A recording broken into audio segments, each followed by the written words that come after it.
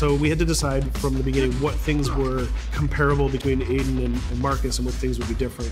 We focused on parkour. We wanted Marcus to be a lot better at parkour than Aiden. And we're not talking about just like climbing on things, but like being able to like flow and chain moves together. So he's a pretty good fighter, but he's got some interesting quirks too. He's a more expressive guy. We've tried really crazy. We got it. The new idea for hacking in Watch Dogs 2 is to let the player create his own solutions. We're adding a lot more depth to hacking. So you have a lot more control, a lot more flexibility in how you hack the world. So one big category of hacking in Watch Dogs 2 is the entire branch of pushing remote controls to its limit. One of the big things on Watch Dogs is hacking vehicles. I think this is a real game changer because vehicles are everywhere in the world, and if you can hack into the drive system of a car, you can pretty much drive it wherever you want. So making sure if you see a forklift in the world, it shouldn't be a forklift. You can just like move the box up, down. You should, just like a camera, press a button and become that thing. One of the core things that we're doing is we're opening up the game with Watch Dogs 2.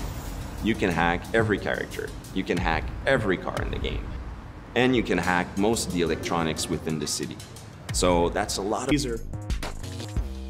So if you want to play the game completely non-lethal and not actually kill anybody, you can totally do that. We're playing with a lot more crafted items and a lot more of little devices that you can use. One of the things that people kind of like that we've done, they really like what we've done, is we've created toys for Marcus. He has an RC jumper. It's got little wheels, and it's even got this little robotic arm that he can sort of deploy, and he can interact with things. He can unplug things and replug them and take out screws. It's a neat little toy. And then the other gadget he's got is this quadcopter. And it's more about scouting and being the eye in the sky. First-person view on it is incredible, because you're just zipping through the city. It feels like you're flying. Well, you are flying. In multiple ways. For example, I could hack one person and distract them, have their phone ringing so they look at their phone to create a distraction. Later on in the game, you'll also be able to do things we call mass hacking, which is, well, why only hack one if you could hack them all? There's one thing that I really believe about Watch Dogs players is that there is no Watch Dogs player. There are many types of Watch Dogs players. You should be deciding how you want to play the game. So that means you can play a mission full gun blazing, that's the way you like to play, full stealth, or through hacking only, project yourself in computers, take control of electronics, influence people, and try to get to your goal that way. We try to really support all players' types across all different styles of play, and also allow players to combine and mash these styles and play together too. If you've been playing a certain way for a while, we want the game to kind of challenge you to try different things, but also not force you into playing the game a certain way. We work to improve the driving, make it more accessible while keeping all the different styles of vehicles and adding a lot of physics and feel to all the vehicles. So we keep the depth, but have more accessibility. The team is super happy with the result we've had, and I hope gamers will be just as excited.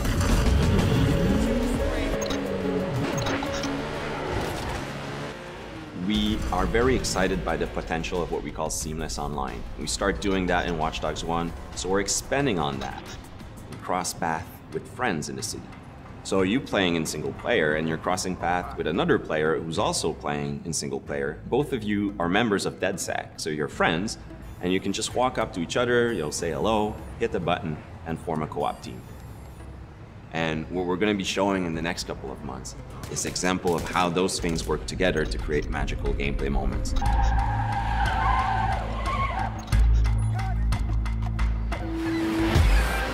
The city of San Francisco and the whole Bay Area is exciting. It's vast. You're going to find a ton of things to do that are unique to you. Basically build your own moments. You know, create a situation that you start laughing at and you say, wow, this happened, and you want to share it with friends. You don't want to just be like a roller coaster or a theme park ride where I go through all the same beats as everybody else. You decide what you want to be spending your time doing. That can be multiplayer, that can be focusing on stories, that can be just exploring the world. Whichever activity you do, we're going to make sure you get rewarded to get you closer to the end game. That's kind of the promise we're making to gamers.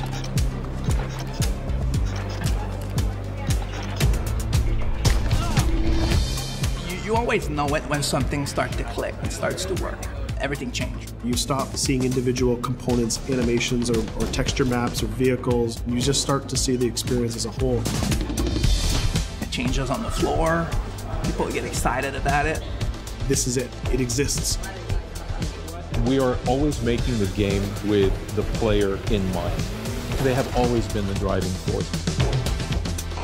When you come with a sequel that really earns its due, you know, that really does a lot of new things, that has a lot of surprises, it's a great feeling. In the end, there's nothing more